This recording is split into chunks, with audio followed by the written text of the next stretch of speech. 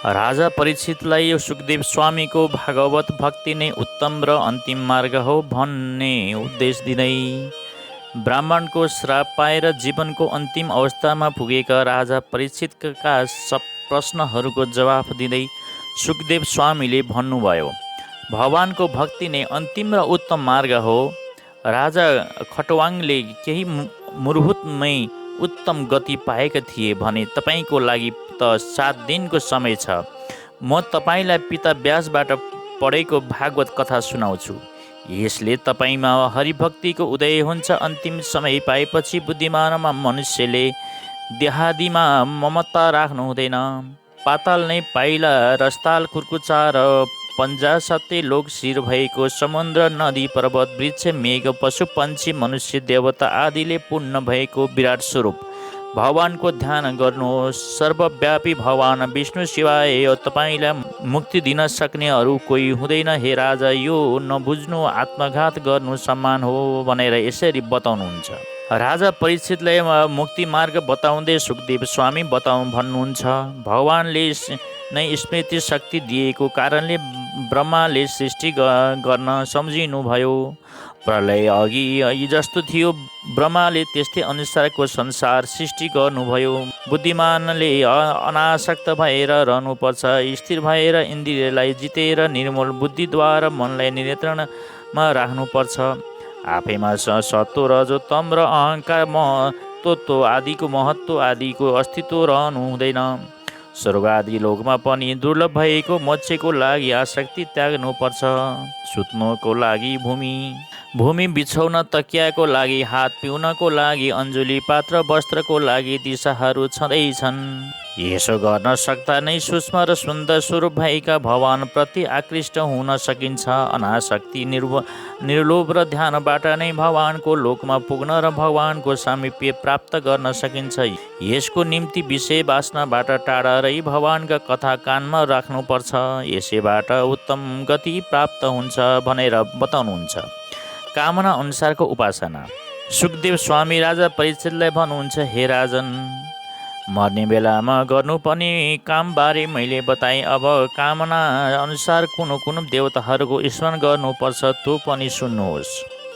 ब्रह्म तेजको इच्छा गर्नेले ब्रह्माको उपासना गर्नु, प्रजाको कामना गर्नेले प्रजापति देवको उपासना गर्नु, इन्द्रिय तृप्त गर्न चाहनेले इन्द्र देवताको उपासना गर्नु, ऐश्वर्य कामना गर्नेले देवीको उपासना गर्नु, तेजको कामना गर्नेले अग्निदेवको उपासना गर्नु, द्रव्यको कामना गर्नेले वसुदेवको उपासना गर्नु, अन्नको कामना गर्नेले आदित्य देवको उपासना गर्नु, स्वर्गको कामना गर्नेले आदित्य देवको उपासना गर्नु, पराक्रमको कामना गर्नेले रुद्रदेवको उपासना गर्नु, राज्यको कामना गर्नेले विश्वदेवको उपासना गर्नु, साधना गर्नेले साध्य देवीको उपासना गर्नु, आयुको कामना गर्नेले अश्विनी कुमारको उपासना गर्नु, कुनै पनि कामना नगर्ने वा सबै कामना गर्नेले विष्णु भगवानको उपासना गर्नु, पुष्टि चाहनेले पृथ्वी माताको उपासना गर्नु, प्रतिष्ठा चाहनेले धुलोक र पृथ्वीको उपासना गर्नु, सुन्दर रूप चाहनेले गन्धर्व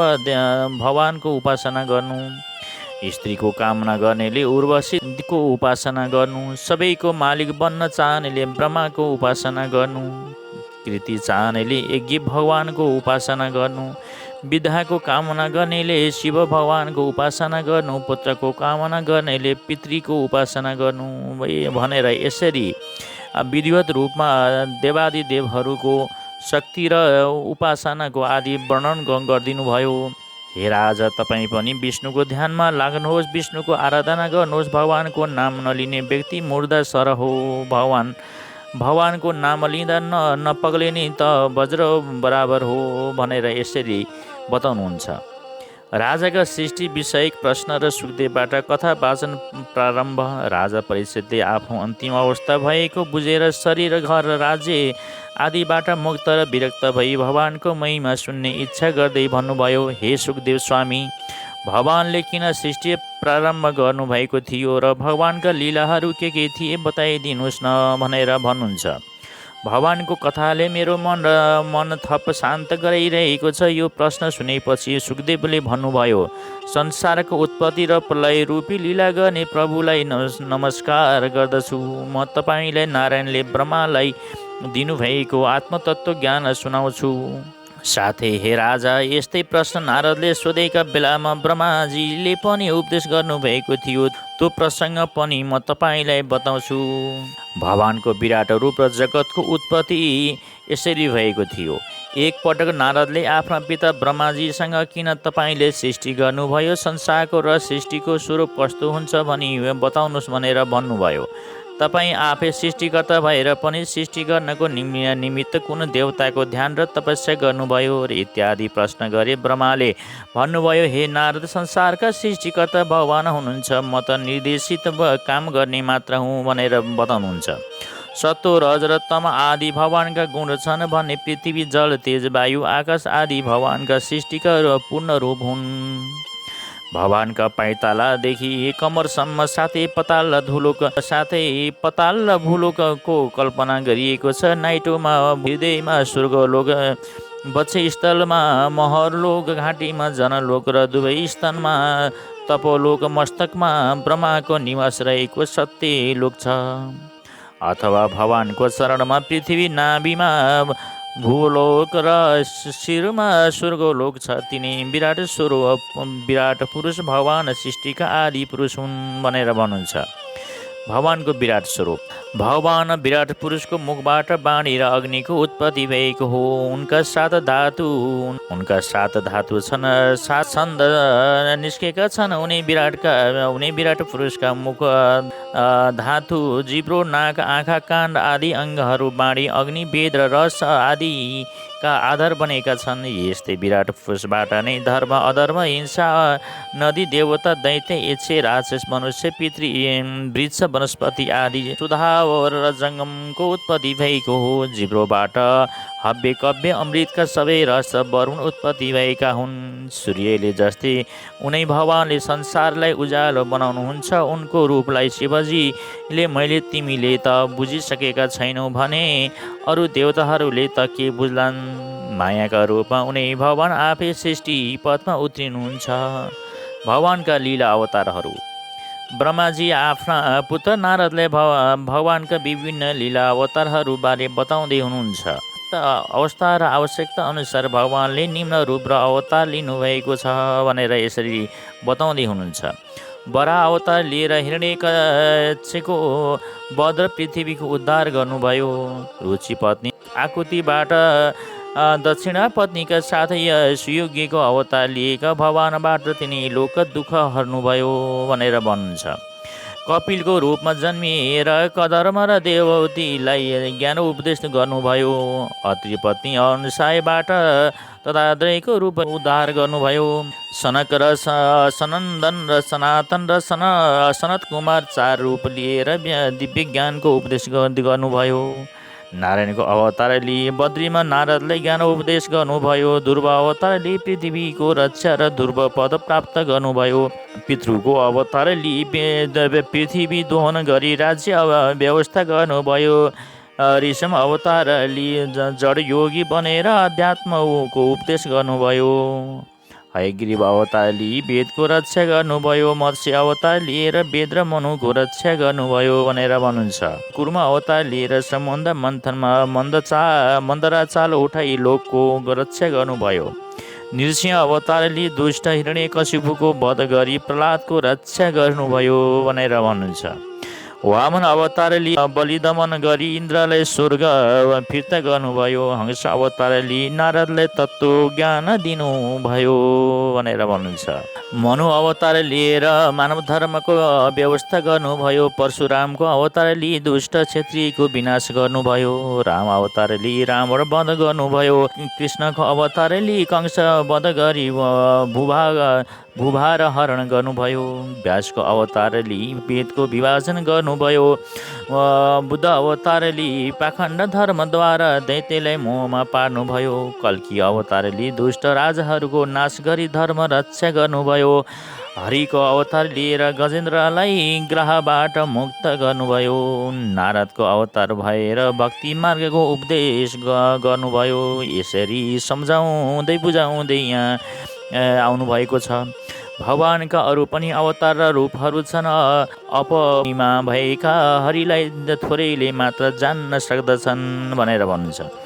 हे नारद, भगवानको अवतार शक्ति र मायाको वर्णन गर्ने र सुन्नेलाई मायाले मोहित बनाउँदैनन्। राजा परीक्षितका प्रश्नहरू यस्ता रहेका छन्।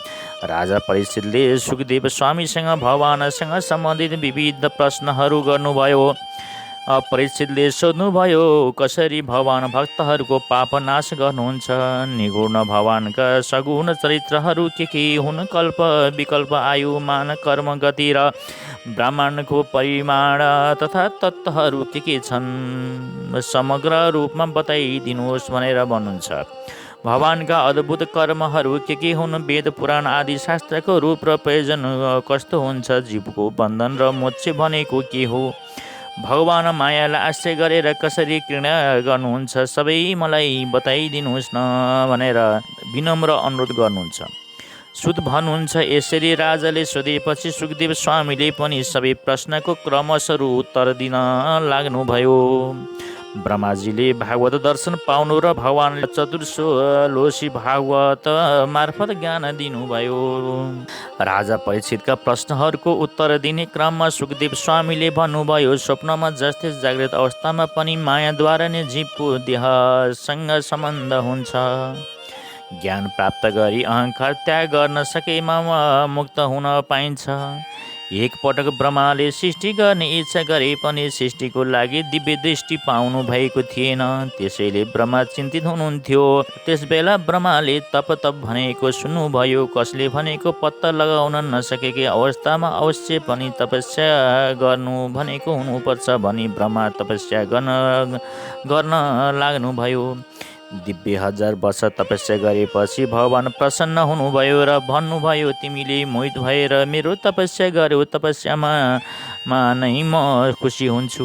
तपस्या नै मेरो शक्ति हो। तिम्रो तपस्याबाट म खुसी भएको छु। वरदान माग। ब्रह्माले भन्नुभयो, मेरो आकाङ्क्षा हजुर बुझ्नुहुन्छ। सृष्टि गरेर म बन्धनमा पर्न नपरोस्। हजुरबाट प्राप्त ज्ञान पनि नासियोस्। ब्रह्माको कुरा सुनेर भगवानले चतुर्श्लोकी भागवतको उपदेश गर्न लाग्नुभयो। भगवानले भन्नुभयो, मेरो ज्ञान परम योग्य छ। विज्ञान र अनुभवले भरिएको छ। ग्रहण गर। म जुन स्वरूप छु वा मेरा जति पनि स्वरूप छन्, म जुन गुण क्रमले युक्त भएको छु, मेरा कृपाले तिमीलाई त्यस्तै किसिमले तत्त्वको अनुभव होस्। सृष्टिभन्दा पहिले म मात्र थिएँ र सृष्टिको पछि पनि म बाँकी रहन्छु। मदेखि भिन्न स्थूल, सूक्ष्म र प्रकृति जे दृश्यमान छ त्यो म नै हुँ। प्रलयकालमा जे शेष रहन्छ त्यो पनि म नै हुँ भनेर यसरी बताउनुहुन्छ। जसका कारणले आत्मामा वास्तविक अर्थ नरहे पनि जुन प्रतीत हुन्छ र वास्तविक अर्थ नरहे पनि जुन प्रतीत हुँदैन त्यो मेरो माया हो। एकै चन्द्रमा दुई ठाउँमा देखिनु भ्रम हो भनेर भन्नुहुन्छ। 5 महाभूतहरू सबै भौतिक पदार्थहरू कारण भावले पस्ने र निस्कने गर्छन्। ती दृश्य पदार्थहरूमा मेरो सत्ता रहेको छ भनेर भन्नुहुन्छ। जो अन्वय र व्यतिरेकको सम्बन्धले सर्वत्र सर्वदा रहन्छ त्यही आत्मा हो भनेर भन्नुहुन्छ। परम चित्त एकाग्रता यो विचारको अनुष्ठान गरेमा कसैले पनि मोहित हुनु पर्दैन। अर्थात् सृष्टि गर्ने बारेमा तिम्रा आशंका समाप्त हुनेछन् भनेर भन्नुहुन्छ। हे राजा परीक्षित, यसरी ब्रह्मालाई उपदेश गरेर भगवान अन्तर्ध्यान हुनुभयो। ब्रह्माले पनि सृष्टि गर्न थाल्नुभयो। ब्रह्माले सृष्टि गर्न थाल्नु भएपछि नारद आउनुभयो र तपाईँले सोधेकी जस्ता प्रश्न ब्रह्मासँग सोध्नुभयो। त्यसबेला ब्रह्माले नारदले 10 लक्षणले युक्त श्रीमद् भागवतको उपदेश गर्नुभयो।